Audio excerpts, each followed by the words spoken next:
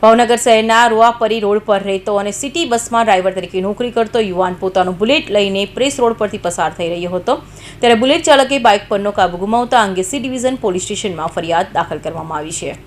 શહેરના કરચલિયાપરા વિસ્તારમાં આવેલા પ્રેસ રોડ વાલકેટ ગેટવાળા રોડ પર દરરોજ નાના મોટા અકસ્માત સર્જાય છે અને આવા અકસ્માતનો બનાવમાં નિર્દોષ વધતા જતા અકસ્માત બનાવને લઈ સ્થાનિક લોકોમાં ચિંતા વ્યાપી છે અને અકસ્માતનો બનાવ અટકાવવા માટે તંત્ર પાસે માંગ કરી રહ્યા છે। ત્યારે ગત રાત્રિના સમયે સર્જાયેલા અકસ્માતમાં યુવાનનું મોત થયું હતું।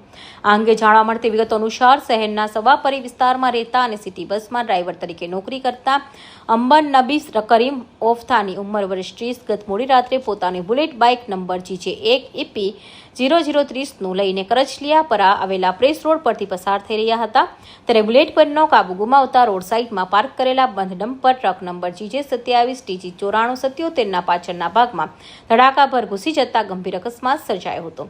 આ અકસ્માતમાં બુલેટ ચાલક અબન બીનને માથામાં ગંભીર ઈજા તથા સારવાર અર્થે સરટી હોસ્પિટલ જ્યાં તબીબોએ તેને તપાસે મૃત જાહેર કર્યો હતો। ફિરોજ મલેક, ભાવનગર।